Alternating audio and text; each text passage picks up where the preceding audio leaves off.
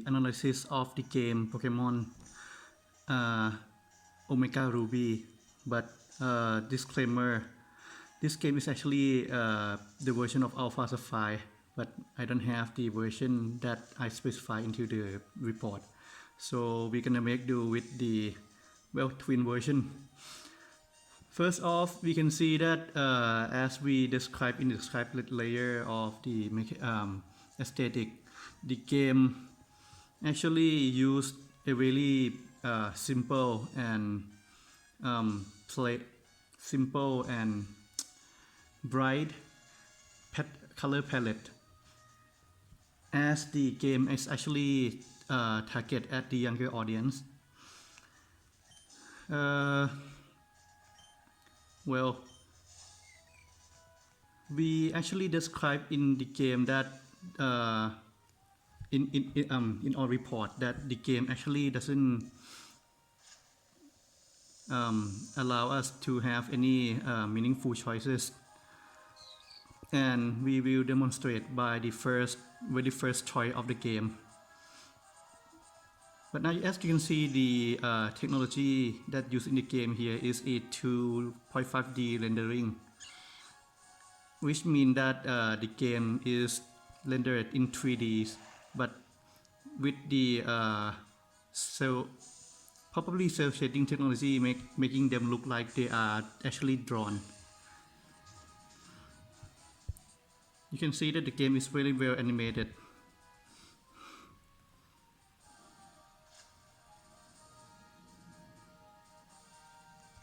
So this is the first choice that I was talking about. You can choose between the boy or the girl, but this choice doesn't matter because Pokemon as a game series doesn't allow player to have any meaningful choices. So if we actually choose the boy on the left, our rival will be the girls on the right. But if we actually choose the girl on the right, our rival is going to be the boy on the left, and the parents of these two characters will actually adapt to whatever choice you make. So whatever the choice you actually make, the father of the protagonist that you choose will be the team leader no matter what, and the father of the rival will be the professor. So we're gonna choose the boy here because why not? Just give whatever name. Yeah, okay, now we're using the secondary display. I don't want to give any name, so just let's go with, yeah, can't do that, huh? Let's just go with the name that actually in the first game. Just go with whatever, I guess. Just go with V for now.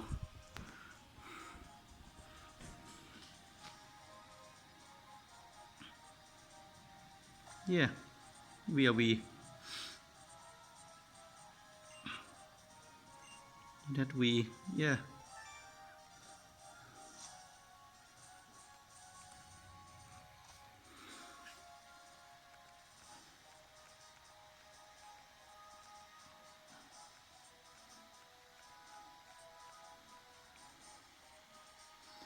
You can actually see that the music and the soundtrack that they make in game are very cheerful and show a lot of excitement.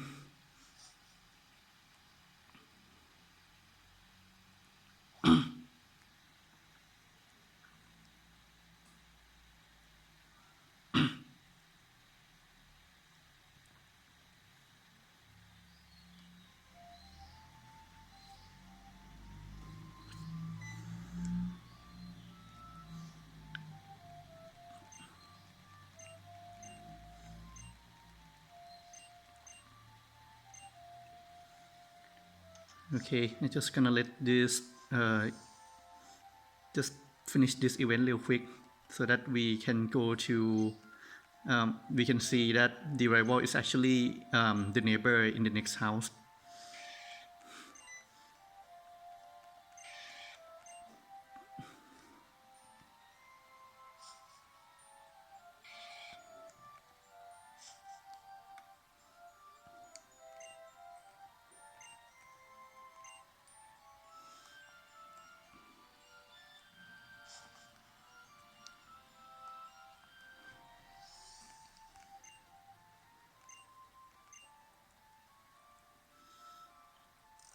And now the game actually set a time according to the system time for the Nintendo 3DS.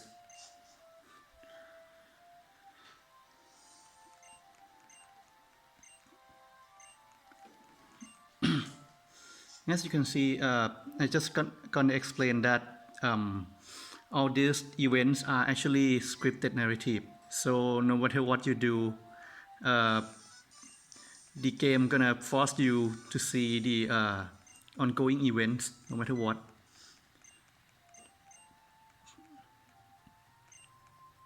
Well,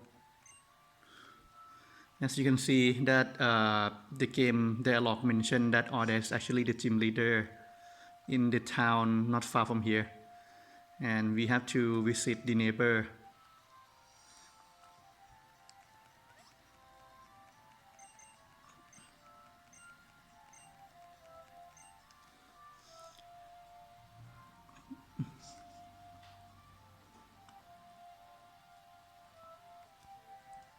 Now, as I explained earlier, the rival is actually the other protagonist character that we didn't choose, which turned out to be this girl.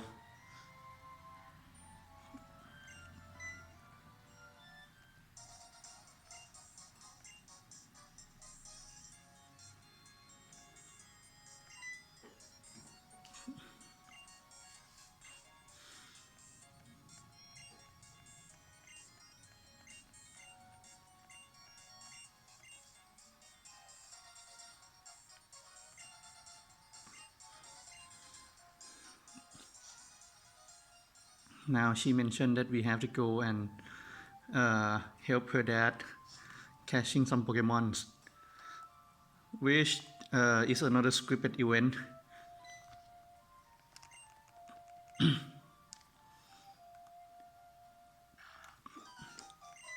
And now we see her dad running around.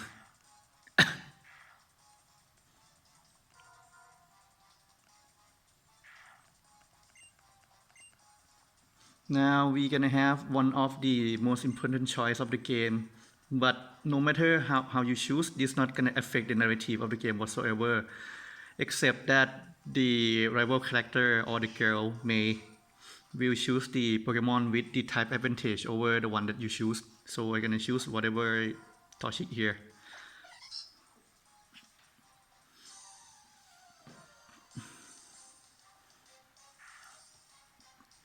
Now, as mentioned in the mechanic of the game, now we are in the combat scene. We can see that we have the choice of either to fight, to use the item, or back. But right now, our back have only one potion, and you can see that it's actually categorized into many other type of items, such as Pokeballs. But right now we don't have anyone, and we can run. We can choose Pokemon, but right now, of course, we have only one Torchic. So can we run? Yes, you cannot run because it's a scripted event. So now you have to fight him. As you can see, that the move are color coded with the elemental types that they actually related to. So now we can use Amber, which color coded in red. You can see that it's actually tell us too that it's actually a move that belong to the type fire. You can see the animation before the Pokemon make the attack, and the move animation of the Ember going from the Torchic to the enemy too. Now we can use Scratch. We can see that the animation is different from when the Torchic used Ember. This is what we actually describe it in the aesthetic of the dynamic layer.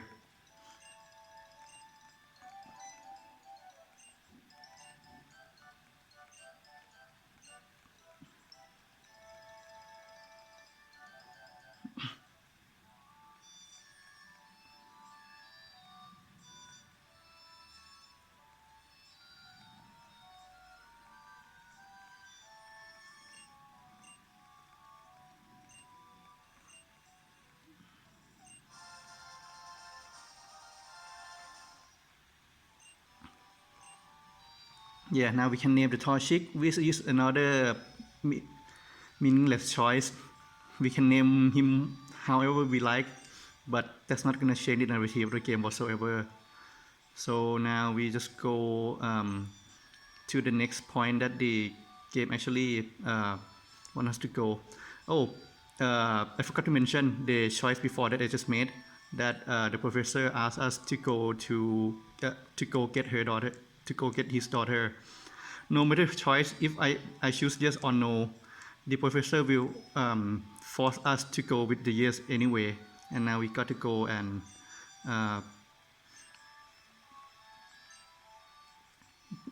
get all meet all level character again.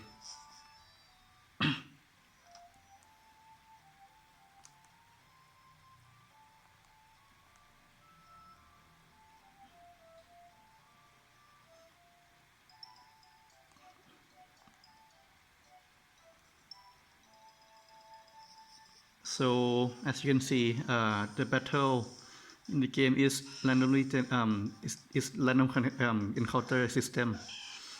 As you walk across these tall glasses, you will eventually find a Pokemon to fight. So now I'm using Ember on a Bug type Pokemon. You can see that this actually show us that it's super effective because the Bug type is actually weak to fire and it's do additional damage. This is in the table part of the inscribed layer. And now that our Torchic level up, you can see that the game actually immediately show us that the increase in status attribute.